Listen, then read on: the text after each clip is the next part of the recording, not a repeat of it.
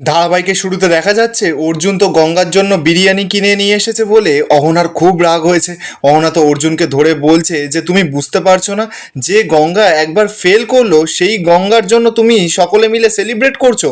অর্জুন তো এবার রেগে মেগে সরাসরি অহনাকে বলছে যে একবার রিভিউটা হোক না, তারপর তো বোঝা যাবে যে গঙ্গা পাশ করতে পেরেছে কি পারেনি। এত কিছুর মধ্যেও আজকে মেয়েটা কত স্টুডেন্টের প্রাণ বাঁচিয়েছে। ডিজি স্যার ওর ওপর এতটা মুগ্ধ হয়ে গেছে যে গঙ্গার পুলিশের চাকরির জন্য উনি ওয়েট করতে রাজি হয়েছেন। উনি বলেছেন রিভিউ রেজাল্ট আসলে তারপর উনি ভাবনা চিন্তা করে দেখবেন। আর এদিকে দেখো, তুমি তুমি এত উচ্চ পদে থেকেও কি করছো, শুধুমাত্র গঙ্গার খুঁত ধরছো। তুমি শুধুমাত্র ওকে কোণঠাসা করবার চেষ্টা করছো। তোমাকে না আজকাল দেখলে আমি আর চিনতে পারি না অহনা। আমার কোথাও গিয়ে বারবার করে মনে হয় যে তোমার প্রতি বোধহয় আমি আমার রেসপেক্টটা না হারিয়ে ফেলছি। যাই হোক, এসো আমাদের এখান থেকে বিরিয়ানি খেয়ে যাও, এই বলেই তো অর্জুন ওখান থেকে চলে যায়। অর্জুন তো এবার গঙ্গার কাছে গেছে। গঙ্গা গিয়ে বলছে বসো বসো গঙ্গা, তোমার জন্য বিরিয়ানিটা এক্ষুনি আমি সার্ভ করে দিচ্ছি, তোমার জন্য 2 প্লেট স্পেশাল বিরিয়ানি নিয়ে এসেছি, তুমি যত ইচ্ছা খেতে পারো। গঙ্গা তো এবার খাবার টেবিলে বসেছে।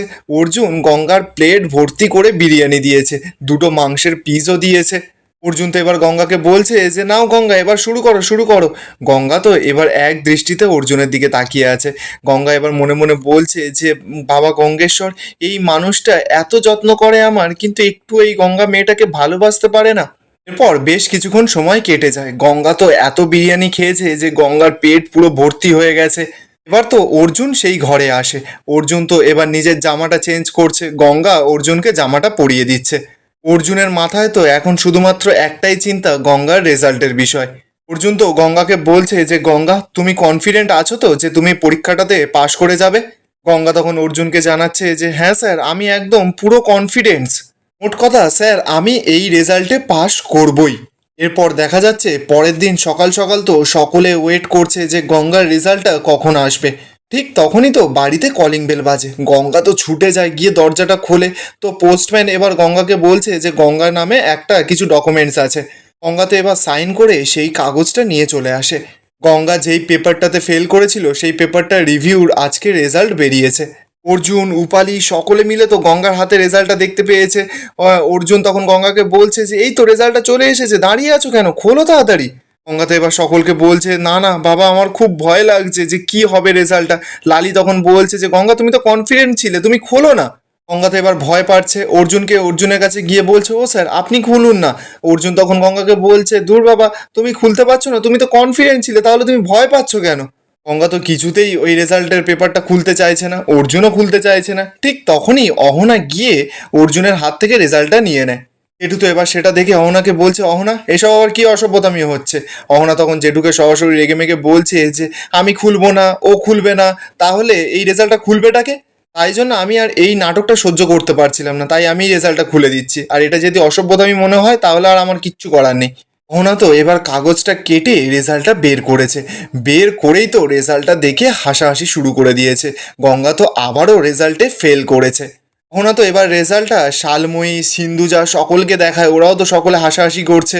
গঙ্গা তো এবার অর্জুনকে বলছে যে স্যার কি ব্যাপার বলুন তো, ওরা সকলে মিলে এরকম হাসাহাসি করছে কেন?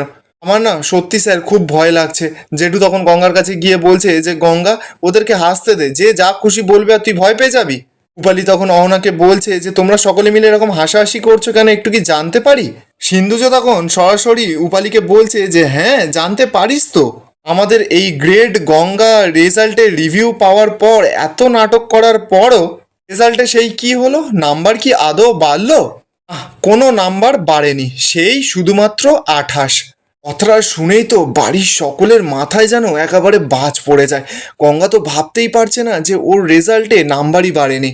গঙ্গা তো এবার রেজাল্টটা গিয়ে তাড়াতাড়ি করে হাতে নিয়ে দেখছে যে ও সেই সেম নাম্বারই পেয়েছে, সেই 28 নাম্বারই পেয়েছে, আর নিচে ফেল লেখা আছে। সকলে তো রেজাল্টটা দেখে পুরো চমকে গেছে। গঙ্গার তো এবার চোখ দিয়ে ছলছল করে জল বেরোচ্ছে। গঙ্গা তো এবার অর্জুনের কাছে গেছে, অর্জুনকে গিয়ে বলছে যে স্যার এটা তো হতে পারে না, আমি তো বলেছিলাম যে আমি পাশ করার মতন পরীক্ষা দিয়েছি। অর্জুনও তো এবার গঙ্গার দিক থেকে মুখ ফিরিয়ে নিচ্ছে। গঙ্গা তো এবার জেঠুর কাছে গেছে, জেঠুকে গিয়ে বলছে জেঠু, আমার বিরুদ্ধে কোনো ষড়যন্ত্র হচ্ছে, আমি বিশ্বাস করো যে পরীক্ষা ভালো দিয়েছিলাম। সিন্ধুজা তো এবার সুযোগ পেয়ে গেছে। সিন্ধুজা চিৎকার করে বলছে আবার এই মেয়েটা নাটক শুরু করে দিয়েছে। আরে বাবা, এরকম নাটক করে না সব জায়গায় জেতা যায় না। তুমি যেমন পরীক্ষা দিয়েছো তেমনই তো নাম্বার পাবে। প্রথমবার তোমার যেই নাম্বার এসেছিল এক্স্যাক্টলি সেই সেম নাম্বারই দ্বিতীয়বার এসেছে। তার মানে খাতা চেকিংয়ে নিশ্চয়ই কোনো ভুল হয়নি। সিন্ধুজা তো এবার অর্জুনকে কথা শোনাতে গেছে। অর্জুনকে গিয়ে বলছে তাহলে তোমাদের গ্রেড গঙ্গা স্কুল এক্সামে ফাইনালে ফেল করেছে অঙ্কেতে। এবার তো সত্যিটা মেনে নাও অর্জুন। অহনা তো এবার সকলকে বলছে যে হ্যাঁ, মেনে নেওয়া ছাড়া তো আর কোনো উপায় নেই। সকলের কাছে তো এবার সত্যিটা প্রমাণ হয়ে গেছে। দেখো, বস্তির মেয়ে ফেল করবে এটা তো স্বাভাবিক। অহনা এবার অর্জুনের কাছে গিয়ে বলছে যে অর্জুন, এবার এই বস্তির মেয়েটার রেজাল্ট নিয়ে না লাফালাফি করাটা তুমি বন্ধ করো। কালময়ী তো এবার অর্জুনকে বলছে অর্জুন কি হলো, তুমি চুপ করে আছো কেন? তুমি তো এবার এই বস্তির মেয়েটাকে কিছু একটা বলো। এই বস্তির মেয়েটার জন্য তো তোমার কম মুখ পোড়েনি, অনেক মুখ পুড়েছে। জেঠু তো এবার রেগে যায়, শালময়ীকে বলছে শালময়ী, গঙ্গা যখন এই কথাটা বলেছে রিভিউ করার কথাটা, তখন ওর মানে ও সত্যি কথাটাই বলছে। ও যখন ঘরের মধ্যে এক্সাম দিয়েছিল তখন কিন্তু ও শার্টই পেয়েছিল। গঙ্গা তো এবার কাঁদছে আর চিৎকার করে বলছে আমি বলছি তো এর ভেতরে নিশ্চয়ই কোনো একটা গন্ডগোল আছে, বড়সড় কোনো গন্ডগোল আছে। সিন্ধুজা তো এবার রেগে মেগে গিয়ে গঙ্গাকে বলছে যে চুপ, একদম চুপ করে থাকো।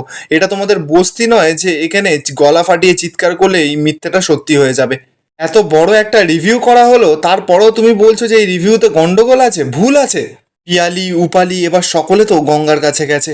পিয়ালি তো কাঁদছে আর উপালিকে বলছে যে দিদিভাই, তাহলে গঙ্গা কি পাশ করতে পারলো না দিদিভাই? উপালি তো এবার গঙ্গাকে বোঝাচ্ছে, বলছে গঙ্গা তুমি একদম চিন্তা করো না, তুমি এর পরের বার অনেক ভালো রেজাল্ট করে পাশ করতে পারবে। ইন্দুজা তো এবার উপালিদের বলছে যে তোরা ওই আশাতেই থাক, যার আটেও হয় না তার আশিতেও হবে না। সিন্ধুজা তো আবার অর্জুনকে কথা শোনাচ্ছে, বলছে যে অর্জুন তুমি কি এখনো চুপ করে থাকবে নাকি এবার কোনো মুখ খুলবে, কথা বলবে? জেঠু তো এবার অর্জুনকে বোঝাচ্ছে, বলছে অর্জুন দেখ, আমার মনে হচ্ছে কোথাও কোনো একটা গন্ডগোল আছে। অর্জুন তো এবার কারোর কোনো কথা শোনে না, গঙ্গাকে গিয়ে ধরেছে। গঙ্গাকে টেনে সাইডে এনে বলছে যে এর পরেও তুমি বলবে যে তুমি এই পরীক্ষায় পাশ করতে? গঙ্গা তো এবার কাঁদছে। অর্জুন গঙ্গাকে বলছে যে গঙ্গা, দুবার পরীক্ষার রেজাল্ট চেক করা হয়েছে, কিন্তু তুমি তাতেও পাশ করতে পারোনি। তাই আমি শেষবারের মতন তোমাকে জিজ্ঞাসা করছি, তুমি পাশ করার মতন পরীক্ষা দিয়েছিলে, হ্যাঁ কি না? গঙ্গা তো সেই একই কথা অর্জুনকে বলছে যে আমি যা পরীক্ষা দিয়েছিলাম সেটা পাশ করার মতনই। আর এখানেই আজকের এপিসোডটা শেষ হয়ে যায়। আপনাদের কি মনে হচ্ছে, গঙ্গা কি এর পেছনের আসল রহস্য সত্যিটা কি ধরতে পারবে? কমেন্টে আপনাদের মতামতটা অবশ্যই জানাবেন।